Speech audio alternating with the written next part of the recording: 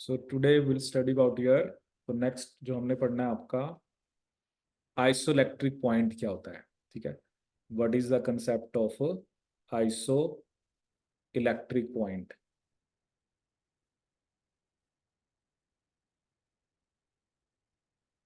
तो isoelectric point का हम कंसेप्ट पढ़ेंगे।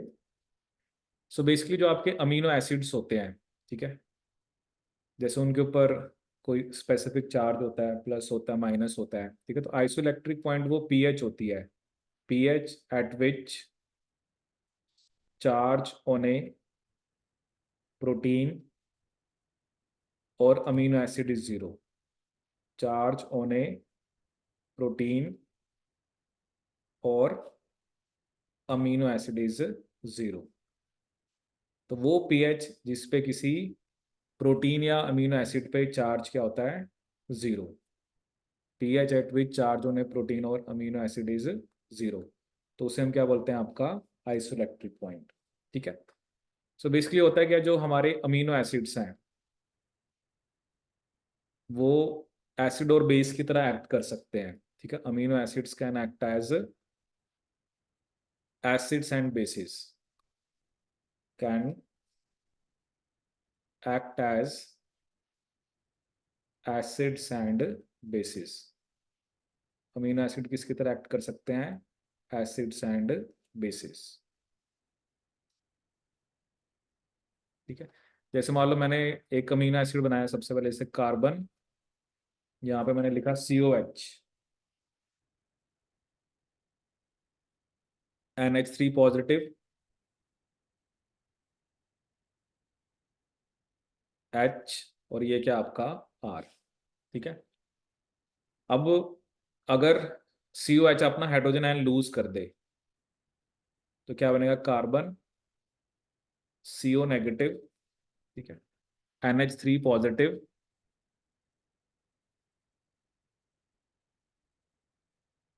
HR। ठीक है, तो बेसिकली COH जिस वैल्यू पे या जिस पीएच के ऊपर अपना हाइड्रोजन आयन लूज करता है उसे हम क्या बोलते हैं, पीके। ठीक है, तो जैसे अभी हमने COH का हाइड्रोजन आयन लूज कराया है तो मैंने इसको लिख दिया PK1। ठीक है, अब अब एक वैल्यू हम और लेंगे PK2। It is that value जिसके ऊपर NH3 पॉजिटिव अपना हाइड्रोजन आयन लूज कर देगा। ठीक है, तो क्या होगा, carbon CO negative, NH2, hydrogen and R। ठीक है, तो आप देखो देखो किसी भी अमीनो एसिड पे जो चार्ज होता है वो डिफरेंट होता है, या प्रोटीन के ऊपर। जैसे अभी आप देखो, अगर हम इस अमीनो एसिड को देख रहे हैं तो यहाँ पे +1 चार्ज है क्योंकि एक प्लस है, यहाँ पे प्लस और माइनस है तो ये कितना हो गया, जीरो, और यहाँ पे कितना चार्ज है आपका, -1। ठीक है, तो ये फॉर्म जिसमें जैसे प्लस और माइनस दोनों होता है इसे हम क्या बोलते हैं, ज्विटर आयन। ज्विटर एक जर्मन वर्ड है जिसका मतलब होता है बाइपोलर और हाइब्रिड आयन। ठीक है, ज्विटर जो है वो एक जर्मन वर्ड है और इसका क्या मतलब होता है आपका, बाइपोलर और हाइब्रिड आयन। ठीक है, it is a German word which means bipolar और हाइब्रिड आयन, बाइपोलर और हाइब्रिड आयन। ठीक है, तो ज्विटर एक ऐसा वर्ड है आपका, जर्मन वर्ड। ठीक है, तो इसका क्या मतलब होता है, बाइपोलर और हाइब्रिड आयन। ठीक है, सो पहले PK1, फिर दूसरी वैल्यू हमने कौन सी बताई आपको, PK2। ठीक है, अब इसमें देखते हैं कि जैसे आइसोइलेक्ट्रिक पॉइंट हम कैसे कैलकुलेट करते हैं। ठीक है, और मैं आपको पीके का कंसेप्ट भी बताऊंगा कि एक्चुअली पीके वैल्यू क्या बताती है। ठीक है, तो आइसोइलेक्ट्रिक पॉइंट वो पीएच है जिसपे किसी प्रोटीन या अमीनो एसिड पे चार्ज क्या होता है, जीरो। ठीक है, तो जैसे अब यहाँ पर दो वैल्यूज हैं, PK1 PK2। ठीक है, तो सिंपली आइसोइलेक्ट्रिक पॉइंट का क्या फॉर्मूला होता है, PK1 plus PK2 divided by 2। ठीक है, अब PK1 और PK2 को ऐड कर दो और 2 से डिवाइड कर दो, सो that is your isoelectric point. ठीक है, तो ये सिंपल आपको दो वैल्यूज गिवन है तो आपने दोनों को ऐड करके 2 से डिवाइड कर देना है, ठीक है। लेकिन अभी हम देखेंगे जैसे क्वेश्चन कहाँ पर कॉम्प्लेक्स हो जाता है, जैसे जब आपको 3 वैल्यूज गिवन हो, जैसे क्या होता है ना, साइड चेन की भी वैल्यू गिवन हो, ठीक है। तो उस केस में हम आइसोइलेक्ट्रिक पॉइंट कैसे निकालते हैं, ठीक है, वो बाद में डिस्कस करेंगे। तो अगर 2 वैल्यूज गिवन है तो दोनों को ऐड करके 2 से डिवाइड कर दो, ठीक है। Now the question is what is P के, ठीक है। पी के वैल्यू हमें क्या बताती है, ठीक है। पी के वैल्यू मुझे क्या बताती है कि tendency of a group, tendency of a group to leave its hydrogen ion, tendency of a group to leave its hydrogen ion, कि किसी ग्रुप की हाइड्रोजन आयन देने की टेंडेंसी कितनी है, वो मुझे कौन सी वैल्यू बताती है, पी के वैल्यू। ये मुझे वैल्यू क्या बताती है कि tendency of a group to leave its hydrogen ion, ठीक है। अब आपको यार क्या याद रखना है, जो पी के वैल्यू है that is inversely proportional to tendency to leave hydrogen ion, tendency to leave hydrogen ion, tendency to leave hydrogen ion. P K value मुझे क्या बताती है कि what is the tendency to leave hydrogen ion, ठीक है। तो ये, तो अब इसमें हम देखते हैं, ऑब्वियसली अगर पी के वैल्यू ज्यादा है तो टेंडेंसी क्या होगी, कम होगी। और पी के वैल्यू अगर कम है तो टेंडेंसी क्या होगी, ज्यादा, ठीक है। तो जैसे अभी हम अमीनो एसिड की बात कर रहे हैं, तो बेसिकली इसमें हम जैसे 2 ही ग्रुप्स की बात करेंगे जनरली। जैसे एक मेरा ग्रुप है COH, ठीक है। तो मुझे पता है कि COH जो ग्रुप है, एक तो वो हाइड्रोजन आयन दे सकता है, और दूसरा हमारा कौन सा ग्रुप है, NH3 पॉजिटिव, ये भी क्या दे सकता है आपको, हाइड्रोजन आयन, ठीक है। अब वैसे अगर हम जनरल बात करें तो किसकी टेंडेंसी ज्यादा होगी, ठीक है, ये हमने देखना है। देखो ये तो होता है एसिड, कार्बोक्सिलिक एसिड। एसिड्स क्या होते हैं, जो those who want to leave hydrogen ion, ठीक है। अब NH3 पॉजिटिव तो देखो कैसे बना है, जैसे ये NH2 होता है, NH2 के पास ये लॉन पेयर था, ठीक है। तो इसने हाइड्रोजन के साथ बॉन्ड बनाया है, मतलब इसने तो एक तरह से हाइड्रोजन को लिया है, ठीक है। तो अगर तो इसने लिया है, तो जिस पर्पज से जैसे उसने लिया कि ताकि वो स्टेबल हो, तो इसकी देने की टेंडेंसी क्या होगी, कम होगी, ठीक है। ऐसा नहीं है वो नहीं दे सकता, दे दोनों सकते हैं, बट टेंडेंसी किसकी ज्यादा होगी, COH की, ठीक है। अब ये किस फॉर्म में हम रिफ्लेक्ट करेंगे, पी के वैल्यू, ठीक है। जैसे मैं आपको एक रेंज बता रहा हूं, तो वो आपने अप्रोक्सीमेट याद रखनी है। जो COH के लिए पी के वैल्यू की जो रेंज है दैट इज 1.8 टू 2.4, क्या रेंज है, 1.8 टू 2.4, ठीक है। और NH3 पॉजिटिव के लिए जो पीके वैल्यू की रेंज है दैट इज 8.8 टू 11, ठीक है। COH के लिए क्या रेंज है, 1.8 टू 2.4, और NH3 पॉजिटिव के लिए क्या रेंज है, 8.8 टू 11, ठीक है। अब देखो ना, वैल्यू से ही पता लग रहा है इसकी वैल्यू कम है, तो ये, अब देखो ना, कई बार अब आगे आपको वैल्यूज दी होंगी, तो आपको ये एक आइडिया रखना है, अगर वैल्यू कम है इसका मतलब वो आपका क्या है, बेसिकली वो COH ग्रुप है, ठीक है। अगर वैल्यू ज्यादा है तो वो NH3 पॉजिटिव ग्रुप है, ठीक है। तो COH जो है उसकी जो टेंडेंसी है वो क्या आपकी, बेसिकली COH की टेंडेंसी ज्यादा होती है, इसलिए उसकी पी के वैल्यू कम है, ठीक है। और NH3 पॉजिटिव की टेंडेंसी क्या होती है, ज्यादा, ठीक है। अब जैसे जैसे मैं आपको एग्जांपल देता हूं अभी आइसोइलेक्ट्रिक पॉइंट का, ठीक है। जैसे मान लो मेरे पास ग्लाइसिन है, ठीक है। तो ग्लाइसिन के अंदर मान लो मुझे 2 वैल्यूज गिवन है, ठीक है। एक वैल्यू गिवन है आपको 2.34, और एक वैल्यू आपको गिवन है 9.60, ठीक है।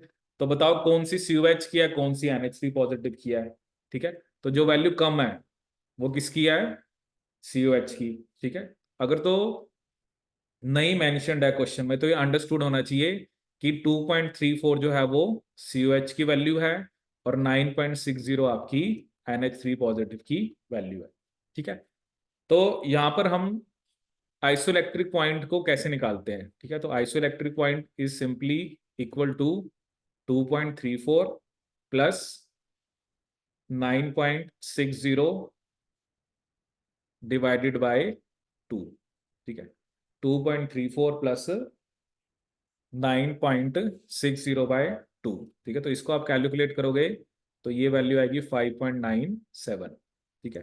तो मतलब जो ग्लाइसिन का आइसोइलेक्ट्रिक पॉइंट है वो है 5.97, ठीक है। मतलब इस पीएच के ऊपर, ग्लाइसिन के ऊपर कोई चार्ज नहीं होगा, ठीक है।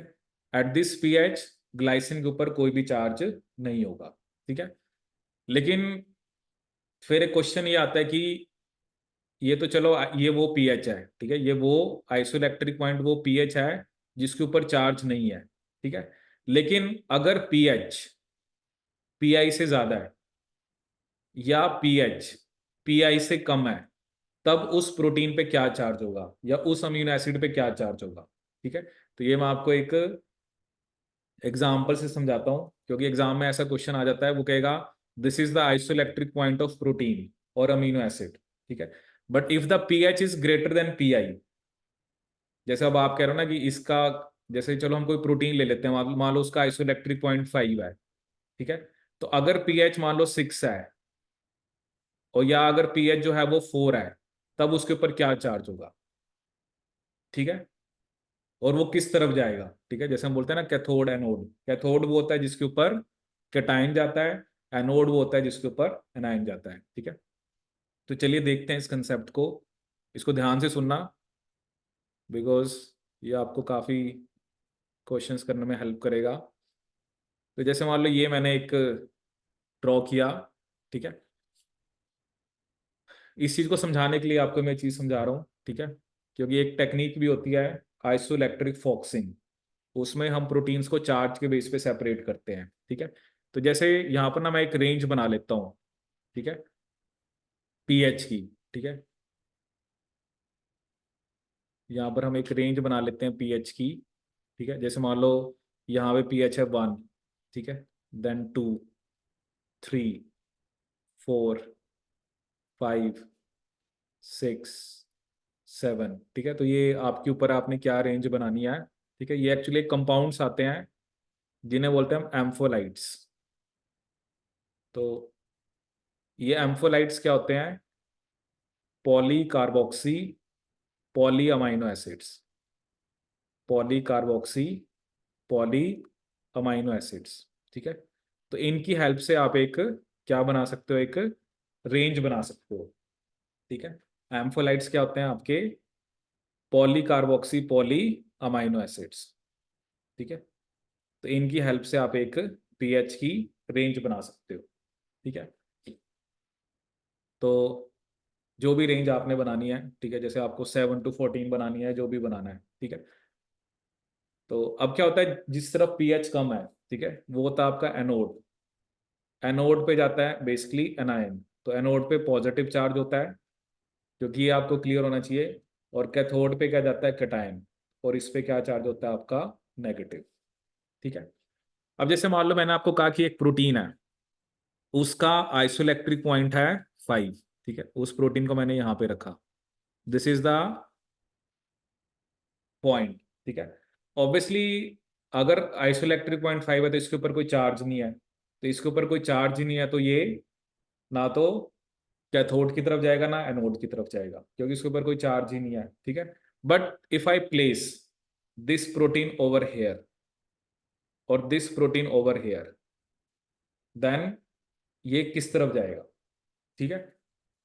तो इसको ध्यान से समझना। तो प्रोटीन का आइसोइलेक्ट्रिक पॉइंट है वो मैंने आपको ऑलरेडी गिवन है कि दैट इज 5, ठीक है। ये उसका आइसोइलेक्ट्रिक पॉइंट है, वो जो भी हो, मैंने यहाँ पे 5 लिया है, ठीक है। और मैंने यहाँ पर दो केस लिए। एक केस मैंने आपके सामने ये लिया कि अगर जो मेरी पीएच है, ठीक है, कि वो प्रोटीन को मैं उस पीएच पे रखूं जो कि पीआई से ज्यादा है, ठीक है, और दूसरी तरफ मैं उसको उस पीएच पे रखूं जो पीआई से क्या है, कम है, ठीक है। अब देखो क्या होता है, दुनिया में कोई भी चीज है, ठीक है, वो चाहती है कि उसके ऊपर चार्ज ना हो। चार्ज, क्योंकि किसी की भी अगर किसी के ऊपर चार्ज है ना, इसका मतलब वो अनस्टेबल है, ठीक है ना, क्योंकि वो रिएक्टिव है, ठीक है। अब ये जो प्रोटीन है, ठीक है, ऑब्वियसली इस पे चार्ज जीरो तो नहीं है, ठीक है, क्योंकि ये आइसोइलेक्ट्रिक पॉइंट नहीं है। ठीक है, अगर इसको अपना चार्ज जीरो करना है, ठीक है, अगर इसको अपना चार्ज जीरो करना है, ठीक है, तो इसको किस तरफ जाना पड़ेगा? अगर इसको अपना चार्ज क्या करना है? जीरो। ठीक है, तो इसको इधर जाना पड़ेगा। ठीक है, और जो प्रोटीन या अमीनो एसिड यहाँ पर है, अगर इसको अपना चार्ज जीरो करना है तो इसको इधर जाना पड़ेगा, क्योंकि ये बात तो पक्की है कि यहाँ पे चार्ज जो है, जो आइसोइलेक्ट्रिक पॉइंट वाली जो वैल्यू है, वहां पे चार्ज क्या होता है? जीरो। ठीक है, अगर इसको चार्ज जीरो करना है तो इसको किस तरफ जाना है? एनोड की तरफ। तो एनोड की तरफ क्या जाता है? एनायन। तो इसका मतलब इस पे नेगेटिव चार्ज होगा। ठीक है, अगर प्रोटीन के ऊपर, मतलब अगर उसको, इसको अगर चार्ज जीरो करना है तो इसको कैथोड की तरफ जाना है, तो कैथोड की तरफ क्या जाता है? आपका कैटायन। तो अगर पीएच पीआई से ज्यादा है तो उस प्रोटीन के ऊपर नेगेटिव चार्ज होगा और वो एनोड की तरफ जाएगा। ठीक है, अगर पीएच पीआई से कम है तो उसके ऊपर पॉजिटिव चार्ज होगा और वो कैथोड की तरफ जाएगा। ठीक है, so this is very important, क्योंकि जैसे है ना, हम आगे क्रोमेटोग्राफी पढ़ते हैं। क्रोमेटोग्राफी एक होती है आयन एक्सचेंज, वो दो टाइप की होती है। ठीक है, तो उसमें इस बेस पे होता है कि प्रोटीन पे चार्ज क्या है। तो जैसे वो कहेगा this is isoelectric point of protein, ठीक है, तो उसने आपको आइसोइलेक्ट्रिक पॉइंट ऑफ प्रोटीन बता दिया। ठीक है, फिर वो आपसे पूछेगा कि ये पीएच है, तो आप कौन सी क्रोमेटोग्राफी चूज करोगे? ठीक है, तो ये तो चलो हम टेक्निक्स में पढ़ते हैं, but it depends on the charge on a protein. ठीक है, एक ही प्रोटीन है जिसका आइसोइलेक्ट्रिक पॉइंट उसने आपको गिवन है। If I cap that protein in A solution whose pH is greater than pi, then that protein will be carrying negative charge. But if I kept that protein in a solution where the pH is less than pi, then that protein or amino acid will be going to have positive charge. ठीक है, तो ये बड़ा, ये जो concept है ना, अभी आपको क्लियर हो जाएगा। ठीक है, आगे हम जैसे क्वेश्चंस भी करेंगे, but this is very important कि आपको ये क्लियर हो कि पीएच पीआई से कम है तो वो पॉजिटिव चार्ज होगा, कैथोड की तरफ जाएगा, और अगर पीएच पीआई से ज्यादा है तो उस पर नेगेटिव चार्ज होगा और वो आपका एनोड की तरफ जाएगा। So this is the concept of basically isoelectric point. ठीक है, सो ये तो चलो हमने अभी बात करी, सिंपल सी बात, कि आइसोइलेक्ट्रिक पॉइंट क्या होता है। ठीक है, अब मेन क्वेश्चन किस पे आता है? ठीक है, क्योंकि ये अभी मैं आपको कुछ वैल्यूज लिखवाऊंगा और वो वैल्यूज आपको हेल्प करेंगी कि किसी भी जैसे पेप्टाइड के ऊपर चार्ज क्या है। ठीक है, तो जैसे ये फॉर्मूला तो सिंपल था, अगर दो वैल्यूज गिवन है तो आपने दोनों को ऐड कर देना है और दो से डिवाइड कर देना है। ठीक है, ये बात चलो सिंपल है, लेकिन हमारे पास टोटल, जैसे अभी हमने 20 अमीनो एसिड्स पढ़े। ठीक है, तो 20 में से जो 13 अमीनो एसिड्स हैं उनकी दो ही वैल्यूज होती हैं। ठीक है, तो उसमें तो सिंपली दोनों को ऐड करना है, दो से डिवाइड कर देना है। बट जो रेस्ट 7 है उनमें तीन वैल्यूज हैं। ठीक है, वो भी मैं आपको बताऊंगा। तीन बेसिक, लाइसिन आर्जिनिन हिस्टिडीन, दो acidic, aspartic acid glutamic acid, और उसके अलावा एक सिस्टीन और एक टायरोसिन। इनकी तीन वैल्यूज होती हैं। अब क्या होता है, लेनी कोई दो ही होती हैं। ऐसा नहीं होता है कि तीन वैल्यूज गिवन है तो तीन को ऐड करके तीन से डिवाइड कर दो, तब आपका क्वेश्चन जो है वो गलत हो जाएगा। ठीक है, अब क्वेश्चन है कि कैसे हम उन तीन में से कौन सी दो वैल्यूज लेनी है।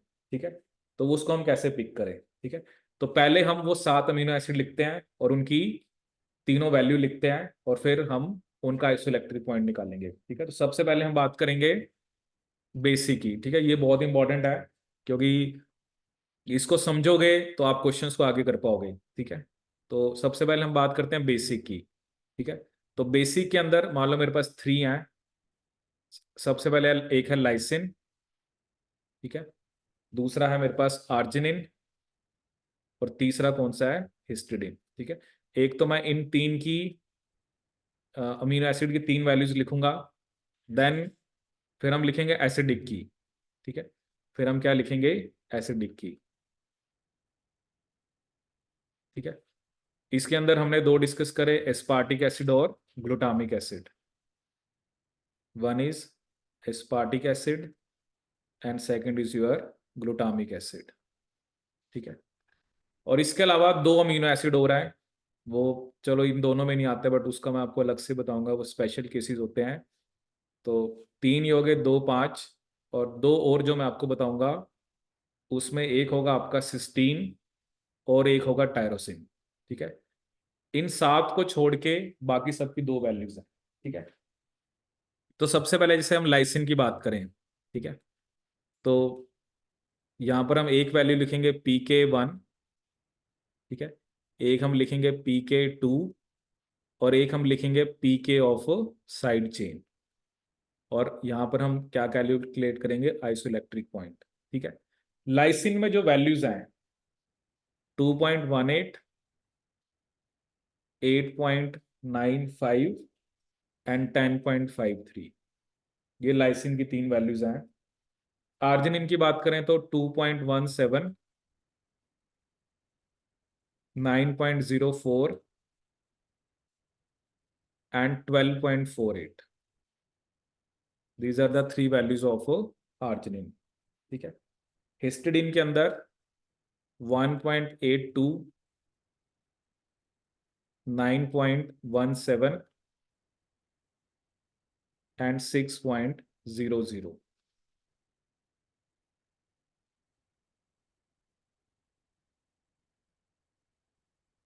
ठीक है। ऐसे हम अगर एसिडिक की बात करें, एस्पार्टिक एसिड में वैल्यूज हैं 1.88, 9.60, 3.65, ठीक है, 3.65।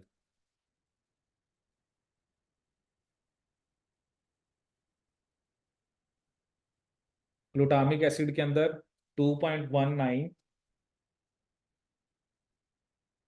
9.67 एंड 4.25, ये 3 वैल्यूज किसकी हैं, आपकी एसिडिक की, ठीक है। और इसके अलावा सिस्टीन एंड टायरोसिन, ठीक है। सिस्टीन की जो वैल्यूज हैं दैट इज 1.96,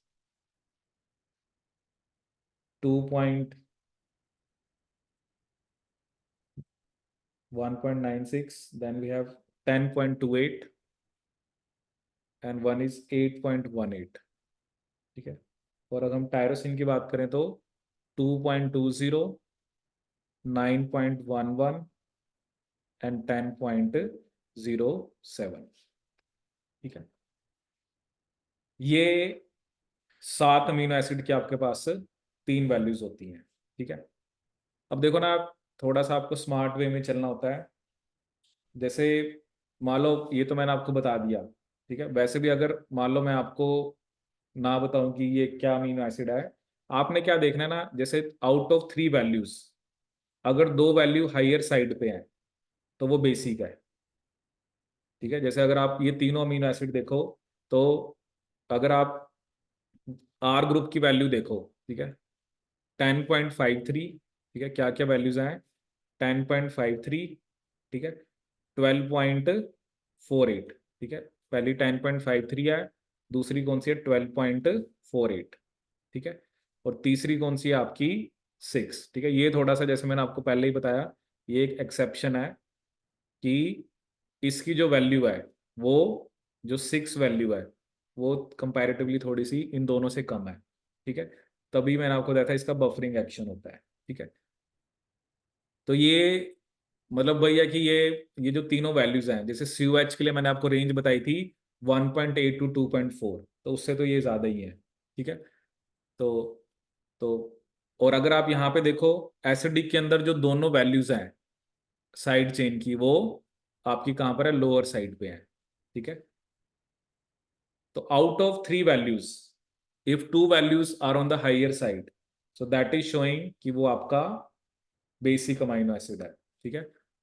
और अगर आउट ऑफ 3 वैल्यूज अगर 2 वैल्यू लोअर साइड पे हैं तो वो कैसा है, आपका एसिडिक है, ठीक है। अब क्वेश्चन ये है कि आइसोइलेक्ट्रिक पॉइंट कैसे निकालते हैं जब 3 वैल्यूज दी होती हैं, ठीक है।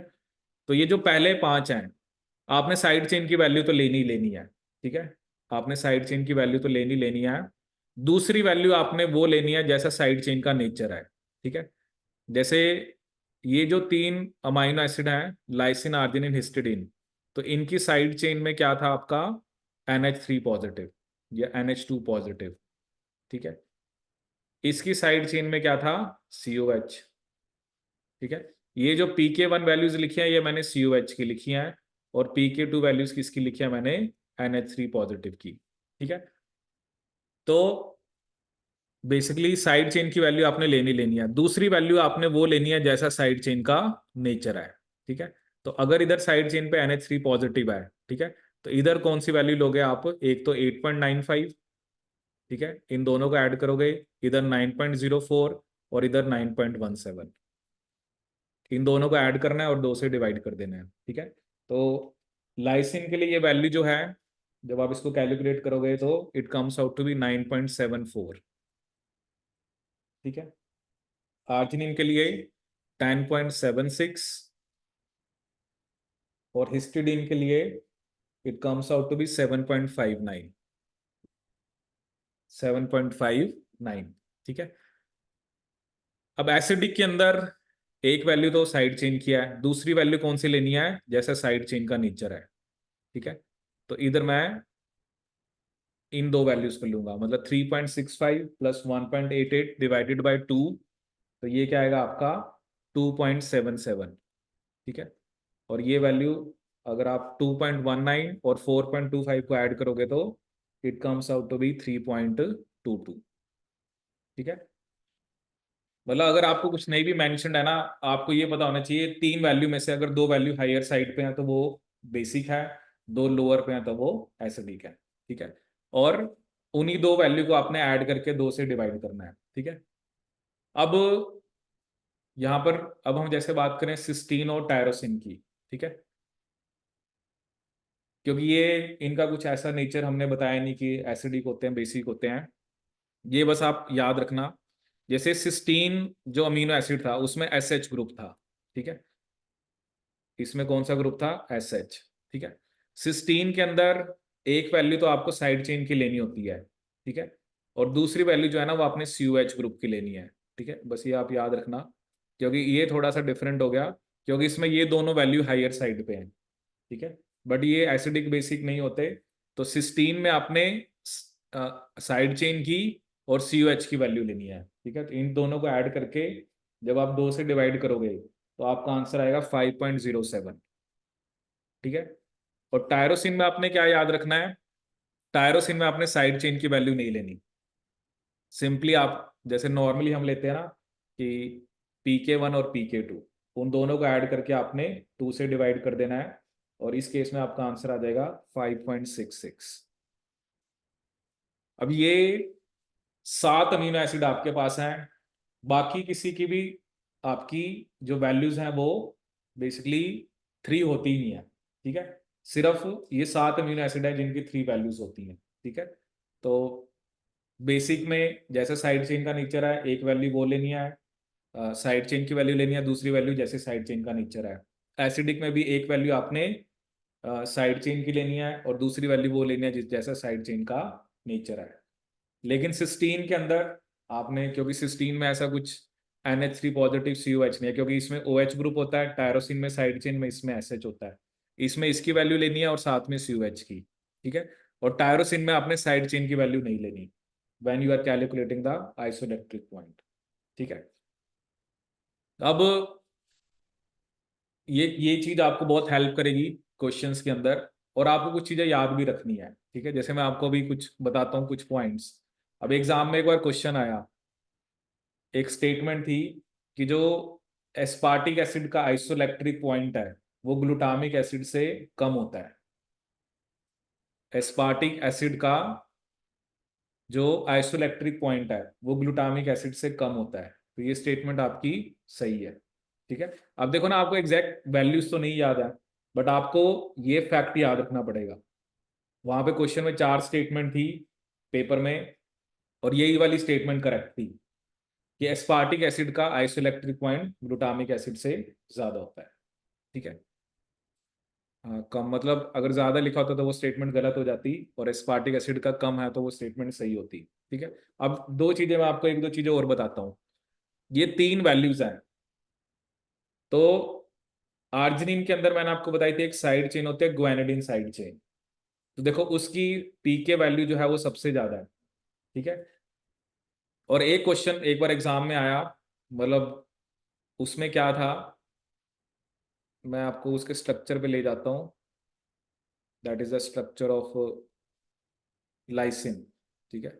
अब ये देखो लाइसिन का स्ट्रक्चर। ठीक है। ये जो अल्फा कार्बन के साथ जो NH3 पॉजिटिव है, ठीक है, इसके लिए आपको वैल्यू दे रखी है 8.95। ठीक है। और जो NH2 पॉजिटिव एप्सिलॉन के साथ है उसकी वैल्यू है 10.53। अब एक बार एग्जाम में क्या क्वेश्चन आया कि जो अल्फा के साथ NH3 पॉजिटिव है और जो एप्सिलॉन के साथ है उनकी पी के वैल्यू इक्वल होती है। तो ये स्टेटमेंट गलत थी। मतलब मैं आपको ये कह रहा ना, आपको वो फिगर्स नहीं पूछ रहे, but they ask this thing in the form of statement. दूसरी स्टेटमेंट क्या थी, अल्फा के साथ जो NH3 पॉजिटिव होता है उसकी पी के वैल्यू एप्सिलॉन वाले से ज्यादा होती है। तो ये भी स्टेटमेंट गलत थी। पी के ऑफ अल्फा अमाइनो जो ग्रुप है that is less than that of epsilon. ये स्टेटमेंट आपकी सही थी। और एक स्टेटमेंट उसमें थी कि ग्वानिडीन साइड चेन की जो होती है वो मान लो एप्सिलॉन से कम होती है, तो वो स्टेटमेंट भी गलत थी। ठीक है ना। तो समटाइम्स आपको ऐसा लगता होगा कि मतलब इट इज नॉट अबाउट कि you know the exact value. आपको एग्जैक्ट वैल्यूज तो चलो नहीं याद रख सकते आप, ठीक है, कई बार क्वेश्चंस में गिवन होगी। ठीक है। और थोड़ा बहुत इससे फ्लक्चुएट भी कर सकती हैं, वो थोड़ा बहुत डिफरेंट भी दे सकते हैं। बट ये कुछ पॉइंट्स हैं that you need to remember. क्या रिमेंबर करना है कि अल्फा और एप्सिलॉन में लाइस, जब भी मैं एप्सिलॉन की बात कर रहा हूं तो मैं लाइसिन की बात कर रहा हूँ। एप्सिलॉन वाले की पी के वैल्यू अल्फा वाले से ज्यादा होती है। इन तीनों में ग्वानिडीन की सबसे ज्यादा है। हिस्टिडीन थोड़ी एक्सेप्शन में आ गया क्योंकि उसकी वैल्यू इन दोनों के कंपैरिजन में बहुत कम है, which is near neutrality. And out of aspartic acid and glutamic acid, isoelectric point जो है वो एस्पार्टिक एसिड का कम होता है ग्लूटामिक एसिड से। ठीक है। सो ये ये वो वैल्यूज हैं। एक्चुअली ये जो पीके वैल्यूज क्या होती हैं, ये वो वैल्यूज होती हैं जिसके ऊपर ग्रुप अपना हाइड्रोजन आयन लीव करता है। ठीक है। जैसे अगर अब लाइसिन है ना, लाइसिन के अंदर जो COH ग्रुप है, अगर पीएच 2.18 या उससे ज्यादा होगी तभी ये अपना हाइड्रोजन आयन लूज करेगा। लाइसिन अपना ये जो साइड चेन है NH3 पॉजिटिव, ये अपना हाइड्रोजन आयन तभी लूज करेगा जब पीएच 8.95 या उससे ज्यादा होगी। और साइड चेन वाला NH3 पॉजिटिव अपना हाइड्रोजन आयन तभी लूज करेगा जब पीएच 10.53 से ज्यादा होगी। तो ये पी के वैल्यू हमें बताती है वो पीएच। अगर आपकी पीएच पी के वैल्यू से ज्यादा है या उसके इक्वल है, एट दैट वैल्यू वो अमीनो एसिड अपना हाइड्रोजन आयन लूज कर देगा। ठीक है। जैसे एक मैं आपको एग्जांपल से बताता हूँ। जैसे मान लो हम एग्जांपल ले सकते हैं एस्पार्टिक एसिड का। ठीक है। तो इसमें आपको तीन वैल्यूज गिवन है। क्या क्या वैल्यू है? 1.88। ठीक है। एक वैल्यू, दूसरी वैल्यू क्या गिवन है आपको? 9.60।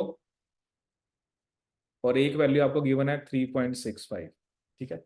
मान लो मैंने स्पार्टिक एसिड का स्ट्रक्चर बनाया, COH carbon, NH3 positive H, CH2 COH, ये मैंने फर्स्ट स्ट्रक्चर बनाया। ठीक है।